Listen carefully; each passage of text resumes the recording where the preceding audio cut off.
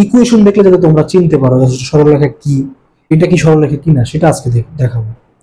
পুরো তো বললাম সরলরেখার সংজ্ঞাটা আসলে কি। তো যদি কখনো সরলরেখা দেখে চিনতে চাও সবসময় মাথায় রাখবা আগে চলক কি এগুলো জানতে হবে। এটা 9-10 পড়ছো। আবার একটু বলি চলক নরমাল আমরা কি দ্বারা প্রকাশ করি, এক্স ওয়াই জেড, ঠিক না?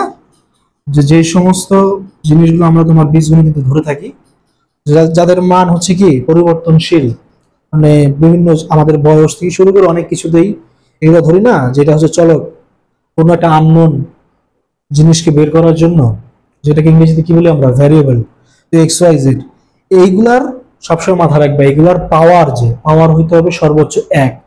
তুমি সমীকরণ দেখবা এক্স আছে মনে করো শুধু, তুমি দেখবে এক্স এর পাওয়ার কত। যদি সবগুলার পাওয়ার বা এক্স এর যে পাওয়ার সেটা শুধু 1 থাকে, 1-এর বেশি কিছু না, বা ওয়াই হোক জেড হোক যদি একত্রিত থাকে, 1-এর বেশি যদি না হয় তাহলে সেটা সরলরেখা, 1-এর বেশি হলেই সেটা আর সরলরেখা নাই, সেটা বক্ররেখা। এখন তুমি বলতে পারো যে একটু সমীকরণ দিয়ে দেখাই চলো। মনে করো যদি এক চলক বলো তাহলে এটা হইতে পারে x plus b equal to 0, এটা সরলরেখার সমীকরণ। X plus b y plus c equal to 0, দুই চলকের x plus b y plus c z plus d equal to 0, এটা তিন চলকের। দেখো এ বি সি এগুলো কি ধ্রুবক, এ বি সি ডি ধ্রুবক, এক্স ওয়াই জেড এগুলো হচ্ছে চলক, এক্স ওয়াই এক্স, এটা এক চলকের, এটা দুই চলকের, এটা তিন চলকের। এই হচ্ছে সরলরেখা। প্রতিটা ক্ষেত্রে একটা জিনিস কমন, সেটা কি আমরা একটু তাকাই এগুলোর দিকে।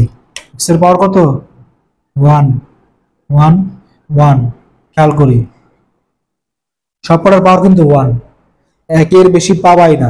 যদি কোনো সমীকরণ দেখো যে মনে করো x square plus 2x plus 3 এরকম কিছু একটা আছে, তোমার জিজ্ঞেস করে সরলরেখা কিনা, তুমি কি এখানে ঢাল নির্ণয় করতে বসবা? দরকারই নাই, তুমি জাস্ট সমীকরণ দেখবা, বলবা না সরলরেখা না। কেন না? কারণ এক্স এর পাওয়ার 2, এক্স এর পাওয়ার একাধিক মানে সেটা সরলরেখা না, সিম্পল।